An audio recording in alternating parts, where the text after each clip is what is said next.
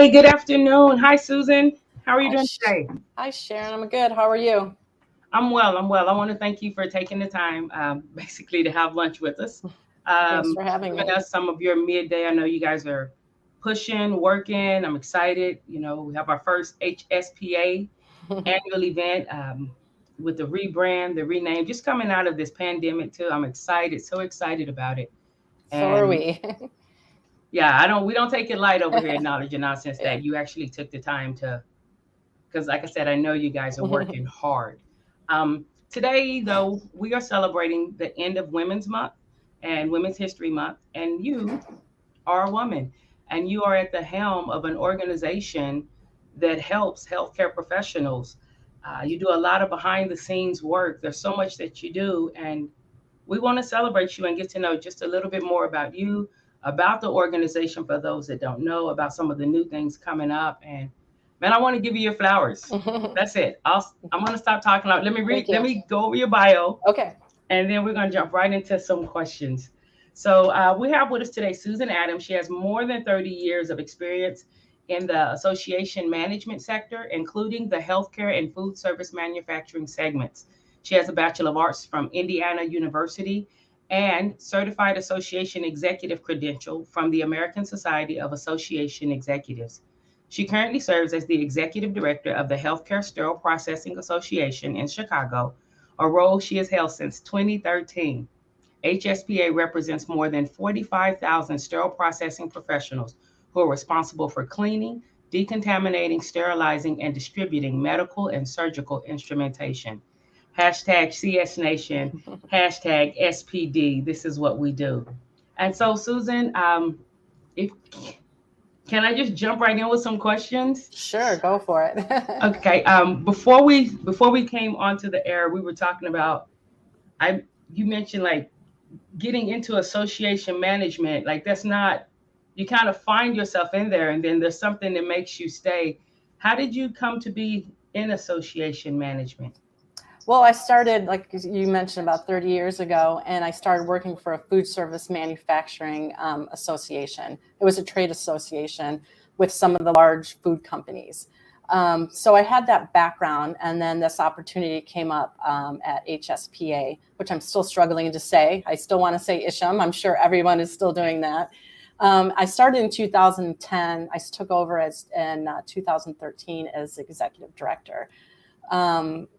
And I think most people that work for associations never leave college thinking, I'm going to go work for an association. It was just a great opportunity. It was a great opportunity to learn different industries, like sterile processing. And when I first, interviewed for the position, I just said, what is this sterile processing? What is central service?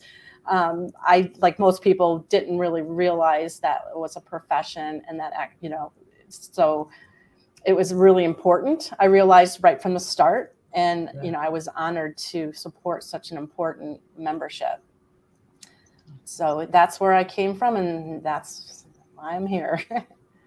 That's actually one of the hidden blessings I think of life is how we end up in certain areas or at certain destinations and we intersect, and then you get somewhere and you're like, Right. no, I like this. Yeah. I love Right. this. And a lot of people Mm-hmm. found sterile processing and they didn't come out of high school or college saying sterile processing, but they found it and they loved it. So we're celebrating Women's Month. And I just wanted to ask you, as you're someone, whether you know it or not, you inspire a lot of people. You know, Thank you. I'm fangirling, as Thank you. Sarah B. Cruz would say. I'm fangirling. But are there women that inspired and mentored you? I think, that's a good question because I've really been blessed to be surrounded by women all my life. My family, my mom, my sisters, my nieces, past coworkers, future, current coworkers. 75% of the HSPA staff is women. And so we all carry each other and lift each other up. I also have an excellent network of other not food service, excuse me, executive directors in this. There's several healthcare associations in Chicago, and I have a network with them, and they really help because, as we all know, it really helps to realize that someone else is facing similar challenges as you, and you're not alone. I think that for our organization, if we're having an issue, I talk to other people and they help me kind of basically solidify that the decision I made was a good one. So that has really helped. I have to say, if there was one person, I would say my mom, right? Everybody has to say that, because she's, gave me the most valuable lesson, and that is to be kind and accepting of everyone. And I think that goes a long way for making it in any position or any profession that you're in. Do you think that helped you as far as navigating and being able to collaborate even in the position you do now? Oh, definitely. I think everything in life kind of steers back to that. Excellent, excellent. Mm-hmm. So what are two lessons and areas, I might even say areas more so. What are two lessons and areas that you have, I don't want to say mastered, but you navigate and you're able to recognize and navigate even quicker now because of the mentoring or because of the insight that another woman mm-hmm. has passed on to you? I think that it's a tough question because there's so many. I think just navigating difficult situations and difficult issues. I think one of the things that has helped me a lot is that, not to get down by people that judge you without knowing the facts, without knowing you, and because those who know you know the truth. And I think that goes a long way. And I have to, I have people reaffirming that throughout my life, especially if I'm, facing a difficult decision or issue. And that really helps a lot for me. Excellent. Excellent. I that's something that I struggle with a lot younger. Mm-hmm. And I'm not saying I don't struggle with it now, but I don't stay there as long. Right. It doesn't take up as much mm-hmm. of my time, energy, right. my mental focus. It doesn't get as much. I saw this quote today actually on Facebook, and it was kind of very relevant, but it said, "Don't let anyone rent space in your head, and unless they're a good tenant." Right. Yeah. Snaps. Right. Yeah. Exactly. Because you do. I mean, as you grow and you mature, you just know you have to move on, and you just know that you did the right thing. That's such a good quote. It actually leads right into mm-hmm. the next thing I wanted to ask you. So when did you actually know that you had found your voice professionally? Like, when did you know, instead of saying, "I'm sorry" 7 times? I don't know if you ever even did it, but instead of saying, "I'm sorry" 7 times in the meeting, every time you had something to say, like, when did you know that you had found your voice professionally? Or did you always know its location? I don't think I definitely didn't always know its location. And honestly, I feel like we're always finding our voices. I mean, throughout. As we evolve and you grow, you mature in your career, different areas of focus. I think just having the passion and confidence for what you do makes it easier to find your voice. Okay, here's a question, hot seat question, not on the page. Were there groups that help you? Were there like other associations or masterminds or? I think that for me, working at HSPA, I think the board has, helped that because, them having the confidence in what I'm doing and that I'm making the right decisions helps me be more confident in my voice. Okay, so you do work for HSPA, mm-hmm. and I work within sterile processing. I am part of CS Nation. So here's the question. What are some challenges that you deal with that are all in a day's work that people who work in facilities may not be aware? Because I know you're doing some body blows and some blocks. Mm-hmm. I know you're advocating for sterile processing. I know that like a parent, the kid never knows what went into getting that food on the table. Right. I'm not saying for a Exactly. parent. I'm just saying, like, Yeah. so what are some challenges that occur that are all in a day's work for you that we might not know about? I think that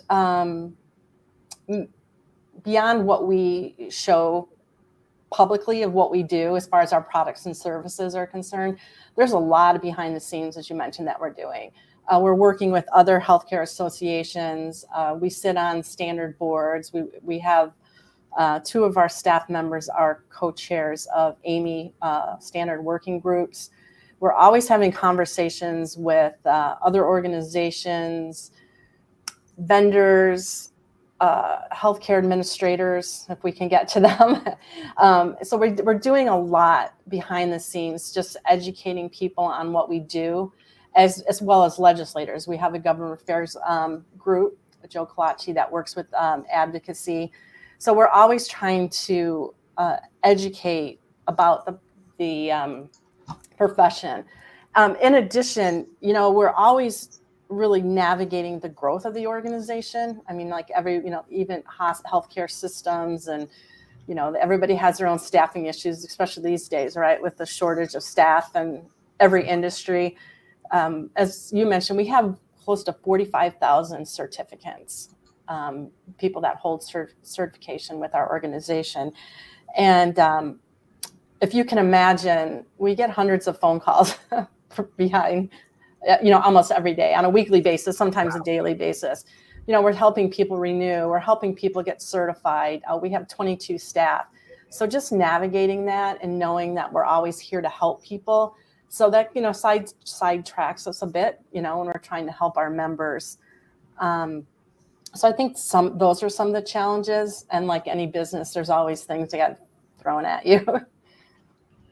So with those challenges, because I know when I knew about ISHM, HSPA, which is HSPA now, I'm certified with Right. HSPA. I am certified with HSPA. You guys should be too. With those challenges, do you feel like, because I didn't even realize how much HSPA, like, that you all have and that you offer for your members. When I first came, I was like, oh, it's the certification. Like, Right. Yeah. almost like it was a school, like you have to have this certification to do certain things, but you all are really set up to like help members. And again, this is Women's Month. So this is something that you're championing, not just verbally. You're not the masthead, so to speak, but you're giving your time and your energy. So why, bottom line, why? You found this industry, you love helping people with, why do you, why? Why do I stay? Yeah. Why do you say, why do you love it? Why do you love this organization and this industry so much? I think what I love is just the passion within the membership. Like I mentioned before, I worked for another association. It was a trade association, and it was a great experience. But this is a completely different experience for me because the passion of the still processing, day to day, I work with so many people that want to change the industry. They want to make an impact, and they're doing it for the good of the industry versus just trying to elevate themselves. So working with people like the board, committees, we have subject matter experts that we use throughout the year to help develop our tests. We're continually updating our exams on an annual basis, so they're fresh, they're up to date.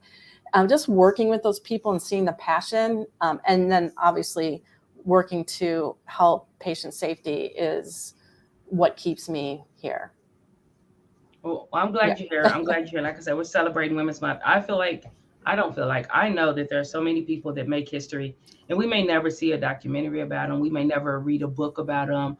They may not have a holiday named after them, but day in and day out, they are doing the work day in and day out. They're encouraging, they're pushing, they're holding space, and because of the good work they do, someone else can come behind and do even better work. So I know that you're on some shoulders. You mentioned your mom and, just women and how you've been blessed to been around go-getters in that nature, but then then someone else is going to be able to stand on your shoulders as well. Some already are.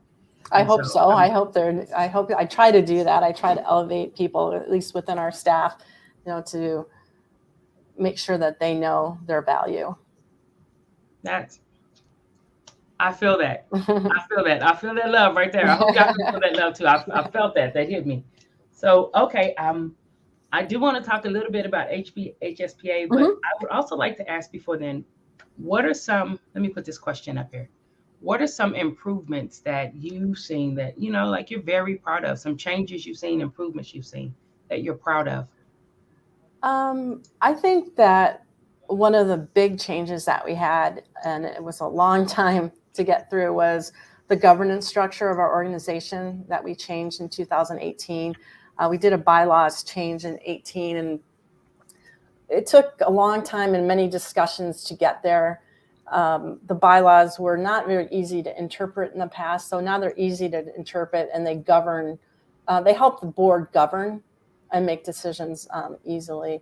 And in addition, it opened up the eligibility of the eligibility of the board of directors to all members. In the past, that wasn't the case. It was restricted to only people within the chapters. So, out of how many thousands of people that we had, it was only maybe 100 people eligible to sit on the board of directors. So since then, we've opened it up, and we have a lot of new people that wouldn't have been eligible back prior to 2018. I'm also really proud about the work that we did this year with the name change. The board of directors came together to do a strategic plan, something that has been talked about since I started in 2010, about the name change and having a name that was more recognizable, more relevant to the industry. So the board of directors, we had, throughout the pandemic, we did not let it stop. We had many virtual calls. We did a strategic plan. We made the change, and then we know it's a big change for the industry. There's a lot of history with Isham. I'm still saying Isham. But I'm really proud of the work that we were able to do, to help increase the visibility of what we do in our profession. And plus, it's much easier to spell and say. It is. It is. Yeah. I've seen so many people misspell even Isham when it was just the acronym. I know, right? It was ISC. I was like, there's an A in there. Yeah. But no, I love that board eligibility and name change. So I just want to repeat what I heard you say. So since 2018, a member, even if you're not a member like of a local chapter, you can still be involved with HSPA on the board. Okay. Yeah. That's excellent, because there's so many people that talk when there's so many ideas in the break room and water coolers. And now since 2018, like, you can bring those ideas as well, that you've removed a step, what might have been a barrier or what may have been a qualifier, depends on how you looked at it. But you've removed that step. You guys have removed that, and you've changed the name. And so I named this interview At the Helm. I didn't even say who I was interviewing. I just was like, At the Helm, because you're at the helm doing a name change. You're at the helm of an organization with tens of thousands of individuals, not just in this nation, but also in other nations as well. And you had to navigate through a pandemic, through a name change, through a global shift in a marketplace. And that's what Women's Month is. So kudos to you. Flowers. You did that. You won't say it, but I'll say it. You did that.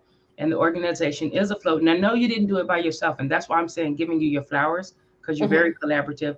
And I know that with your team, you're like, my team did. We. I love it. So we definitely had to adapt to the pandemic and the stay-at-home orders, and trying to figure out how we keep moving and providing the services to our members. I think we did that without missing a beat. We might have missed a few beats, but we were able to kind of reshift and how we work. Many of us were working from home for a very long time, so it was a challenge, but we made it work because we do have a really great staff. Yeah.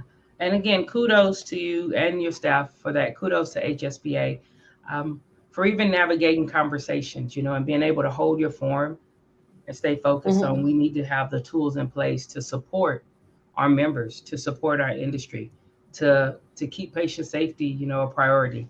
Right. So another question I wanted to ask you is, what are the areas, you just hit one of them, but what are the areas that you continue to push for as far as improvements? I think just to keep pushing towards the strategic goal that we have of raising awareness of the sterile processing professionals, and providing more education opportunities for our members. I know that's not new. That's something that's just ongoing.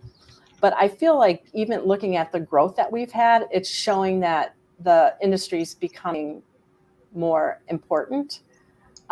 Seeing the growth every year, trying to, people getting certified, people going for those additional certifications, getting their triple crown and their golden crown. And it means a lot. And then also to continue to help members navigate for themselves, so they can get more recognition and opportunities within their organization. And that's what we're here for. I love that. I love the tools, even to help people be more marketable and understanding how simple things like communication, right? Knowing who you're speaking to as far as tailoring. Yeah. Right. Okay. So there's one question I haven't asked you. Well, it's a couple, but as we're kind of rounding this out, and I haven't played any commercials yet.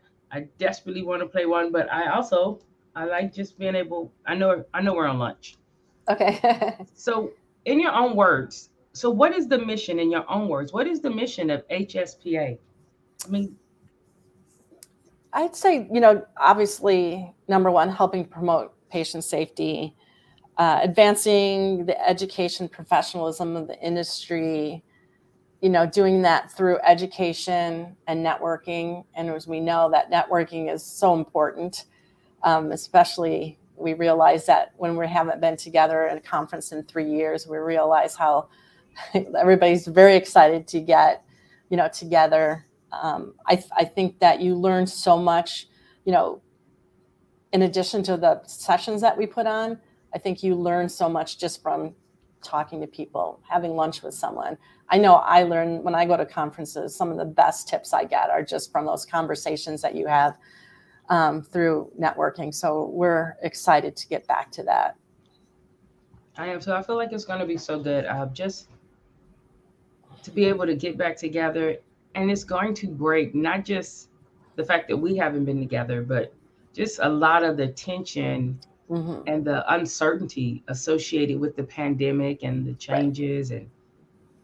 And I really do. I think that just being in the lobby next to somebody rubbing elbows, or, having some orange juice at the bar, orange juice, having some orange juice at the bar is just it's gonna bring a collective woosah. And so I love that about live events, being able to connect with people, see people, because people are behind the industry. And kudos for that. And so I think I've asked all my questions. Is there anything that you just would like to share? I think we've kind of touched on a lot about what we do and the passion that I have for the industry, as well as a passion that our staff has. And just to let everybody know that we're here for them, and we try to do our best every day to serve our members. Excellent.